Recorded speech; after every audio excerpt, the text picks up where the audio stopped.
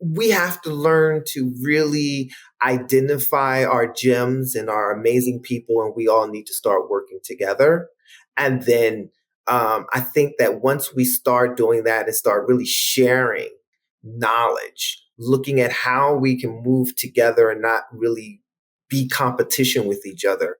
If you believe we can change the narrative, if you believe we can change our communities, if you believe we can change the outcomes, then we can change the world. I'm Rob Richardson. Welcome to Disruption Now. All right, welcome to Disruption Now. I'm your host and moderator, Rob Richardson.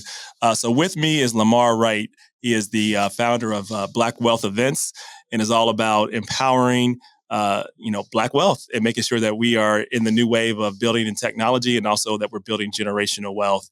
And that's what he's all about. And LaMar, it's a pleasure to have you on the broadcast, my brother. Thank you for having me. Excited to be able to have a conversation with you and the audience and seeing how we can continue to move things forward.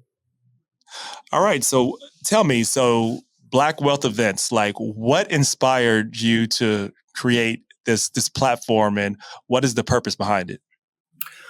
I would say Black Wealth Events is really to aggregate the idea of economic competitiveness within Black America. We use Martin Luther King's economic strategy as our cornerstone, and then we do overlays of the principles of circular economics. All of this kind of come about from my pivot into the client relations aspect of what my company does. We are a lifestyle and branding firm that specializes in image consulting, creative direction, and client relations. So over the pandemic, we had to kind of pivot into the client relations aspect of what we did. Yeah. And I was pulled into the family office space. And for our audience that probably doesn't know family office, a family office is basically a private organization set up to manage the wealth, investments, and personal affairs of a wealthy family. And basically, I always say they're so rich, they're their own bank, trying. In that world, I saw that they do not look at each other as competitive. They're colleagues. They share risks. They share deals. They commune together. And I'm like, wow, this is something that is a little different approach to a collaborative experience for my community. And so that is how Black Wealth Events was created. No, it's fascinating because it's something that I've both struggled with and worked towards, right? Because I've worked to align and still do with Black folks as much as possible, right? How are you breaking this down? Because there are barriers we know institutionally that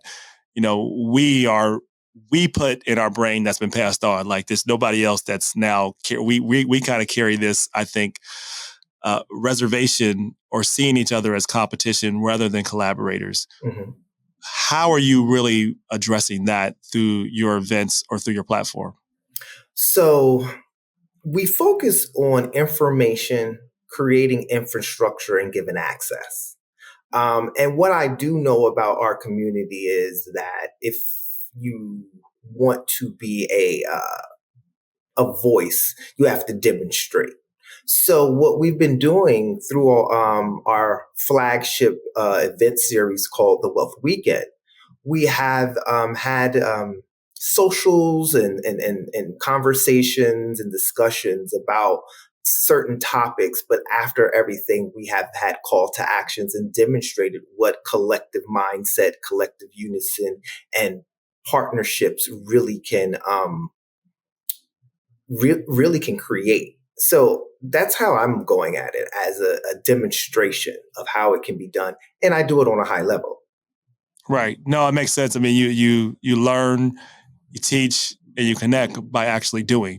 Right. So you've walked. So I know you had the Wealth Weekend. You had one this year.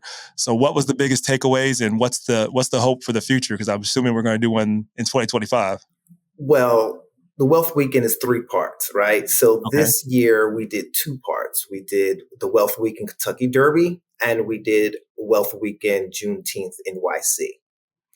So Okay. we did two series this year, and 2025 they will be doing the whole 3-part series. I would say the takeaway this year, which is fantastic, we have created a public-private partnership with two HBCUs. So Okay. the first HBCU, which is a private, is Simmons College. Okay. And the next is Kentucky State University, which is a public university.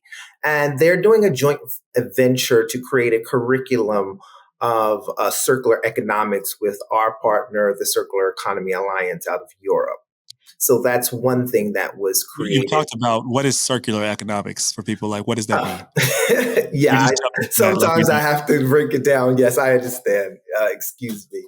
I would say circular, how would I put it? Circular economics for the Black community, I would say it's keeping wealth within the community. So, whereas money is earned by individuals, it's reinvested in Black owned businesses and services, and we're creating a loop of economic empowerment.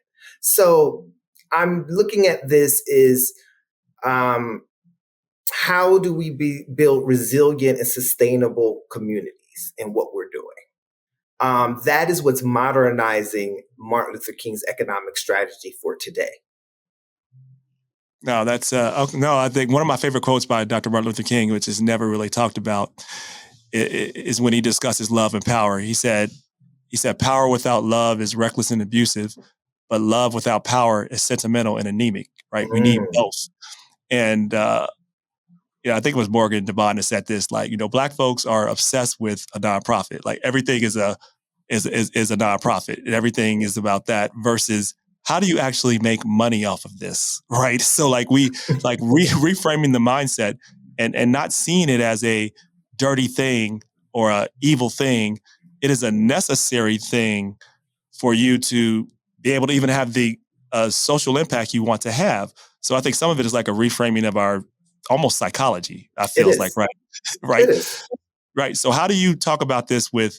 Because I found this, and I've worked with my own family and other folks. As you start to generate some wealth, Mhm. people their goal is just to hold on to that and not necessarily invest it because they think they're going to lose everything that they've gained.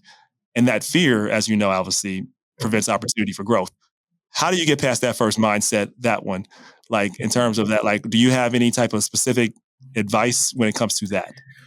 Well, I always consider it a lack mindset, right? And I think due to the fact that I'm spiritual, I kind of pull from those universal principles, understanding that we're not here for lack. We're here to live in abundance. Right. And you have to have some type of strategy and engagement and learn, like continuously learning to be able to take the money that you save, put it somewhere so that it grows and creates some type of some type of investment for yourself. Like your money Yes. needs to work for Sustainable you. wealth. So Yes. LaMar, I tell people all the time, like this is what they don't understand is that you save money and you just park it, you're actually losing money. You're Yeah. losing money in all types of ways. Like you're losing money for inflation, minimum 2%, but lately it's been 6, 7, 8%, but like minimum 2 or 3% a year. Hmm. You're losing the value. That dollar becomes 98 cents, right? And then if you're not thinking ahead on this is when you start making any type of money, how are you making sure that you are keeping in a legal way, your tax burden low, because then you're also losing money. This is what people, what I've learned, very wealthy people, and hope to be there one day, they have a strategy to get that way. It's a Yes. strategy. It's not like people think that there's luck involved. It's probably some luck involved if you get to $1 billion. But in terms of getting to that level over time, but to get to the levels of most people's goal to get to millions, that takes strategy usually Hmm. that people don't really think about. And it does take collaboration in the Black community. So if you had to say one takeaway, then I want to talk about AI. Okay. What's the most important thing? Hmm. one should do to position themselves for generational wealth? What's the one thing they should do that's the most important, if you had to say? I would say maybe learn, teach yourself, because it is an educational process. We have to learn the different avenues. There's not one way to Right. create wealth. And depending on your own personal need is the route that you're going to need to take. Even when you speak to asset management groups and firms and things of that nature, they have to sit down with you and create a plan specifically for you and your goals and what you have already. So the more that you learn, I think you need to learn about insurance, like life insurance and dividends and diversification of a portfolio and budgets. Got a budget. And Yeah. these are all terms that I think that we try to overlook, but we need to take the time to really educate ourselves on them. Yeah, agreed. I just tell like the most important thing I think that I've done in that area is just create the habit of actually setting aside and investing in yourself and saving first and putting stuff away, like and not thinking about it. That has been the most important. That's the most important way to start. And then you see it and you see it grow. It changes your mindset. You're like, yeah, okay, yeah, I understand. You look at it 5 years, you're like, oh, damn, I should have done this 5 years earlier. But anyway, this is it is what it is. Technology obviously is playing a huge role within wealth creation and opportunity. Like, how do you see AI potentially reshaping the opportunities for Black wealth in the Black community, and how should people be thinking about that? Well, I'm glad that you mentioned that. During our Wealth Week in Juneteenth NYC event, we strategically speak about tech, Blacks in tech, from the aspects of us not being involved into it, the avenues in which is not mentioned or mainstream. I think that tech has an opportunity to really create new millionaires, new billionaires. Absolutely. I also think it's a way for our community to gain some ground in the playing field, but it also has the ability to be weaponized against us. And we need to create our own tech companies. We need to understand that equity is ownership. So we need to start developing these things ourselves. And just for a quick example is, if you're looking at how tech is being used against us, facial recognition, it doesn't have enough of us a part of it so that it cannot diversify and distinguish our features. And there's not really many Black people that's in the engineering aspect of it that's Right. saying, hey, this isn't right, that isn't here, da, da, da. And then you're getting marked as someone else. Which, by the way, this is not a theoretical thing. This has No. already happened, Yeah. right? There's a case in Louisiana where that happened, where it identified a Black man wrongly, and he was in jail. Misidentified Black woman. These things are not like theoretical; they are actually happening. And and this is why I tell people, if you want to really be involved in social impact and civil rights, the best place to do that is within technology now, and to become a builder and to become intentional and to challenge the status quo that way. I'm not against protesting. I'm not anti that. I just think there is a limit to that. I mean, if I'm not going to go too political, but if you look and see what happened this last election, that was algorithms versus old school. I just tell people, when you want to, we're all interconnected. So when you want to tackle a project or a problem, you have to take a holistic approach. So there's not one way to do something. Yep. So it's going to take multiple avenues. I don't think that what we're doing with Black Wealth Events and the Wealth Weekend is going to solve every problem. No. But I'm hoping that what it does is bring leaders together and create some type of pathway for us to move. One of the things that really shook me to my core was when you look at what Black America contributes to the GDP. We're basically close to 1%. So we have 3.2 million businesses or something like that. And we're only contributing basically a point to the national GDP. The best ethnic group, I would say, that's out there, which is the Asians, as far as that, they're only doing 4%. But 1% is what we were doing when we were out of slavery. Mm. So there is something missing. And what I am hoping to do is be the intermediary between wealth and focus and purpose. Yeah. All right. What's the best case? I'll say, what's the worst case scenario for Black wealth inequality without some intervention? What's the worst case, and what's the best case, and how do we make the best case happen? So the best case or the worst case? Both. Oh, So both. what's the worst case, right? The And worst then case is us continuing. what's the best case, and how do we try to envision that happening? Well, to me, the worst case scenario is us doing what we've been doing, because you see it hasn't moved the needle. I would say the best case scenario is that we really understand that we have all of these affinity groups, and Black America has,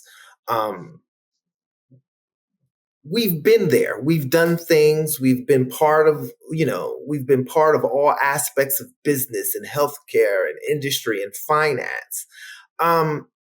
We have to learn to really identify our gems and our amazing people, and we all need to start working together.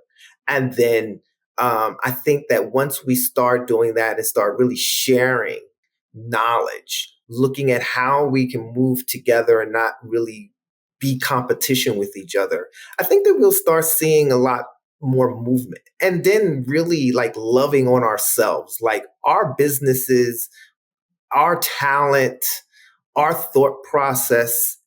Y'all do understand that that's the American export. Our culture is Americans' export. So we need to understand that we are a value, but we need to understand that the value is together and to monetize. And we need to really support each other and protect each other, because they'll come in and say, oh, I'll give you this amount of money so you can give me what y'all doing. And then they do it. And then now we don't have any ownership. We can just look at hip hop. We can, Yeah, I mean, we look at hip hop, and then if you take how good algorithms are getting, and the biggest debate is who owns the data. That's a whole other question that we can get into, but we don't need to. I'm fighting now on something. Yes. But I tell you, it's algorithms pull from information, and it's like we have to be, like I say, involved in this process in order to make sure that we monetize, and we have to move quickly. So what are some final takeaways, I guess, like that you would want to give people? Like when it comes to Black wealth events, how can people get involved? What do they need to do in order to learn more? Well, I would say at Black Wealth Events, there's blackwealthevents.com. It actually is a place where you can go. You can register. We'll be sending out information. We'll be creating seminars. We'll be engaging different podcasts like your own, newsletters and things where we'll be sending out information. We'll be bringing on experts in their field. We'll be having white papers done for cities and economic development groups. And we'll be actually creating opportunities for Black American businesses and founders to actually source capital. So we are looking just to be a resource for the community, a safe place for allies and supporters to come, because yes, it's Black America, but we do understand that we have others that actually can support and be allies of us. That's where collaboration and partnership comes. So blackwealthevents.com and Black Wealth Events on Instagram and Facebook and LinkedIn. Yeah. LaMar, it's a pleasure. Let us know how we can help you. We appreciate you being a disruptor and coming on the show. Thank you, Rob. I appreciate you having me, and let's continue the good fight. Absolutely.